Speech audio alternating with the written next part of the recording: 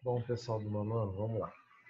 Hoje a gente vai continuar a nossa videoaula sobre totalitarismo, tá bom?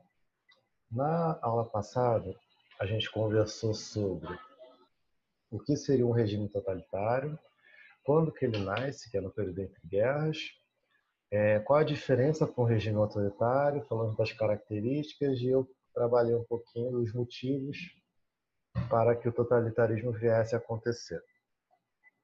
E também falamos do caso fascista italiano, né? Hoje a gente vai falar do resto, do nazismo alemão, do salazarismo português, franquismo espanhol e do stalinismo no final, tá bom? Então vamos lá. Pessoal, o nazismo alemão, como a gente pode resumir isso? A ideologia nazista ela nasce a partir da influência do fascismo italiano na Europa, né? No caso na Alemanha. E a base é muito semelhante, só que o nazismo ele vai conseguir desenvolver novas características que o fascismo italiano não teve. Por isso que a gente acaba chamando de nazismo, né? Não somente fascismo alemão. Como que essa ideologia nazista ela se fortalece? A gente tem uma Alemanha destruída pelos resultados da Primeira Guerra Mundial e pela punição do Tratado de Versalhes, e temos os efeitos da crise de 29. Uma vez que a Primeira Guerra Mundial acaba, o antigo Império Alemão ele deixa de existir e chegamos na fase da República de Weimar, que é de, não sei se é Weimar ou Weimar que fala, que é um regime republicano dentro da Alemanha. E meio a esse regime republicano, nós temos alguns partidos políticos atuando aí, querendo crescer a sua influência. Tá? Ao mesmo tempo que a Alemanha está vivendo essa crise deixada pela guerra e está voltando a crescer a economia, porque ela está recebendo ajuda econômica dos Estados Unidos, em 25 nós temos a publicação do Mein Kampf, que é a Minha Luta, que é um livro autobiográfico produzido pelo próprio Adolf Hitler, tá? O Hitler, nesse livro, ele já começa a destilar o seu ódio às minorias, aos judeus, aos países europeus, tá? As punições que a Alemanha recebeu pela Primeira Guerra Mundial, entre outras coisas. E esse livro ele vai se tornando um sucesso, pouco a pouco, e o povo alemão ele vai passando a conhecer o Hitler, suas ideias, e ele vai se tornando uma pessoa muito popular naquele momento. Tá? Consequentemente, Hitler ele está dentro do partido nazista e passa a ser a liderança do partido, num período em que a Alemanha ainda é um governo republicano. Tá? E conforme a crise de 29 acontece e a economia da Alemanha deixa de ter esse auxílio dos Estados Unidos e agora tem que pagar o que estava devendo a eles também, a economia da Alemanha ela vai enfraquecendo cada vez mais. Conforme as coisas pioram na Alemanha, o, o ódio do Hitler e do Partido Nazista eles passam a atacar cada vez mais as minorias. Tá?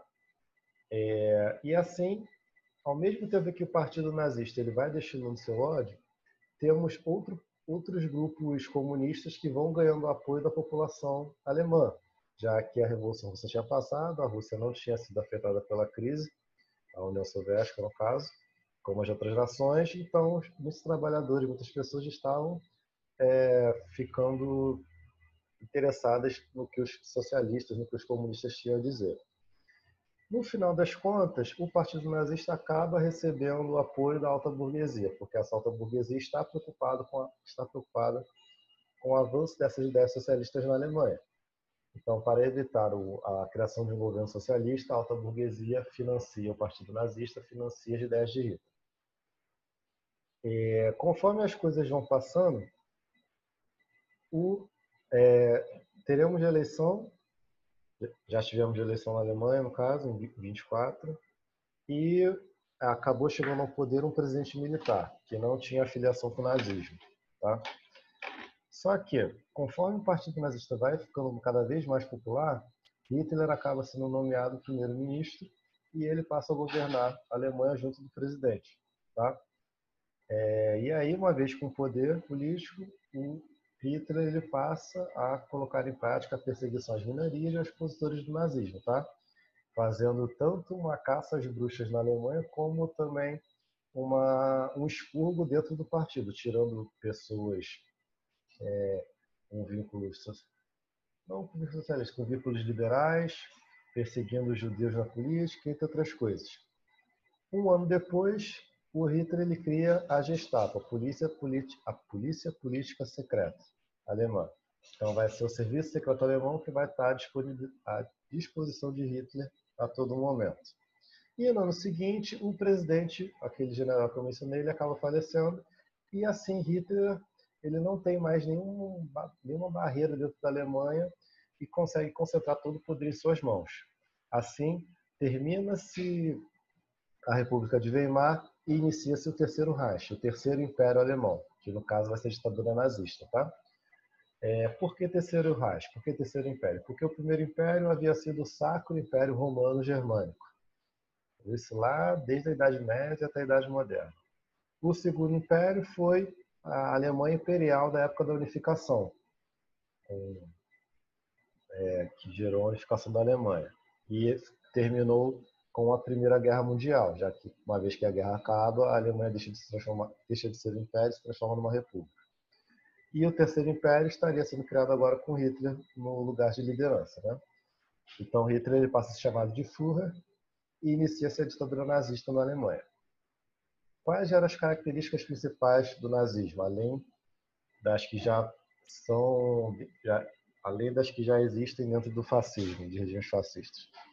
Temos o ódio ao judeu, que é o antissemitismo, temos o pan-germanismo, temos a eugenia, o racismo, que junto com o arianismo é a valorização da raça alemã e a perseguição das outras raças que eles consideram inferiores. Tá? Temos o anticomunismo correndo solto dentro do nazismo alemão, perseguição aos comunistas, prisões, mortes, por aí vai.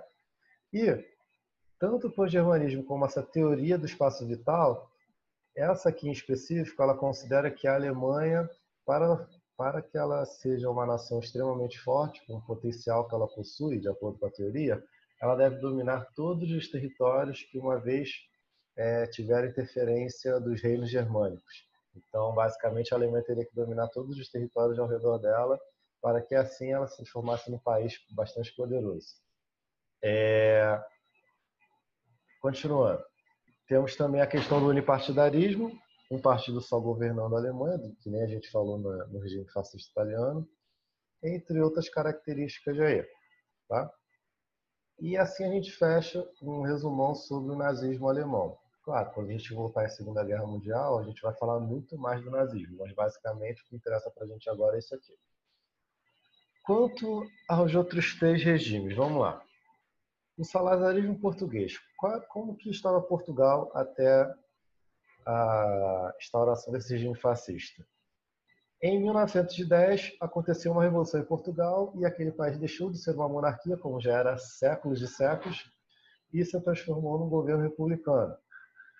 Só que, como Portugal sempre foi um regime monarquista, muitas pessoas ainda estavam receosas quanto à república e desejavam o retorno da monarquia. Assim, o regime republicano enfrentou forte oposição e uma grande instabilidade política em sua existência. Como que essa instabilidade terminou? Quando, em 1926, essa república sofreu um golpe de Estado militar, sob o controle do ministro da Fazenda, Antônio Oliveira Salazar, que assumiu o governo após a morte do general Carmona, que era esse general que havia sido a liderança do golpe e estava governando Portugal. Mas, desde o início do governo desse general, quem controlava de fato o governo era o ministro da Fazenda. Uma vez que ele morre, em 1933, Salazar cria o Estado Novo Português. Tá? Então, várias características do fascismo que a gente já falou permanecem no regime português e, além disso, as colônias portuguesas na África foram mantidas. Então, a gente ainda tem a colonização funcionando. E esse regime vai durar bastante, vai até 1974, quando ele vai ser encerrado com a Revolução dos Cravos. que acaba com o saladarismo em Portugal e também acaba com algumas colônias de portuguesas aí na África. A gente vai falar mais para frente, tá? Vamos lá. Continuando. Franquismo espanhol. Quais são os antecedentes disso? Como todos que a gente já falou, crise de 29, né? Está presente aí, não só na Espanha, como em todos os países capitalistas praticamente. E a Espanha também era um país monarquista, como Portugal até 1910. No caso, a crise econômica estava tão forte que o próprio rei decidiu abdicar do trono. E uma vez que o rei Afonso XIII sai do poder, inicia-se um governo republicano. E esse governo republicano será comandado pela burguesia liberal. Agora, essa república ela não vai ser estável.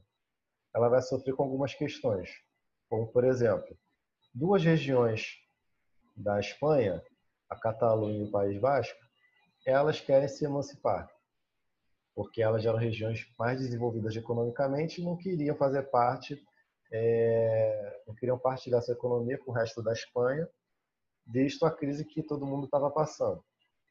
Mais ou menos como essa história aqui, veja outra aparece do sul do Brasil querendo se emancipar. Basicamente, muito parecido. E temos reações de grupos que dominavam a Espanha quando ainda era monarquia, mas que na República perderam espaço. No final dessa história, teremos dois grupos principais disputando o poder dentro da Espanha. A Frente Popular, que é formada em sua maioria por republicanos, e a Falange Espanhola Tradicionalista, que é formada em sua maioria por fascistas. Tá? No final dessas disputas, porque vai ter momentos em que a Frente Popular vai estar no poder, em outros momentos vai ser a Falange, aí volta os republicanos, aí volta a Falange, aí fica nesse vai e vem um tempo. No final das contas, já a Frente Popular, que nesse momento estava sendo composta por comunistas, liberais, socialistas, republicanos, entre outros, então era uma grande união de diversos movimentos, eles acabam sofrendo um golpe de Estado militar, sob a liderança do general Francisco Franco. Esse general ele havia tido o apoio da alta burguesia, dos latifundiários e até mesmo parte da Igreja Católica, além, é claro, da Falange Espanhola. Uma vez que esses militares dão um golpe, a Falange Espanhola, os fascistas passam a apoiar esses militares. Só que aconteceu o seguinte, esse golpe de Estado, quando ele ocorre, ele não toma conta de toda a Espanha ao mesmo tempo. Isso acaba gerando uma guerra civil espanhola, em que uma parte da Espanha é controlada pelo golpe militar, outra parte espanhola é controlada pela Frente Popular. E essa guerra civil ela vai durar alguns anos ainda, sendo que, nesse momento de guerra, a Espanha está sendo considerada como um campo de treinamento para as ideias fascistas. Por quê? A Itália, a Alemanha e Portugal estão de olho no que está acontecendo na Espanha, estão ajudando as tropas espanholas do golpe, pois eles querem ver como as ideias fascistas vão sair dentro de uma guerra. E para isso eles vão se ajudar. No final das contas, essa guerra se encerra em 1939, se eu não me engano ela começa em 1935, e os fascistas acabam ganhando esse conflito. E o franquismo espanhol, esse fascismo baseado no Franco, ele vai continuar até 1973. E carrega todas aquelas características comuns que a gente já falou sobre o fascismo, tá? Inclusive, Espanha, Portugal, Itália e Alemanha, quando ocorre a Segunda Guerra, elas serão aliadas, tá bom? Por fim, vamos falar agora do lado da extrema esquerda, do lado do stalinismo soviético. Qual é a liderança, todos já sabem, né? Joseph Stalin está no próprio nome. E a gente já falou sobre o stalinismo quando a gente deu a Revolução Russa, tá? Então, uma vez que o Stalin está dominando, ele colocou em prática o que a gente já tinha mencionado, que é o comunismo em seu país.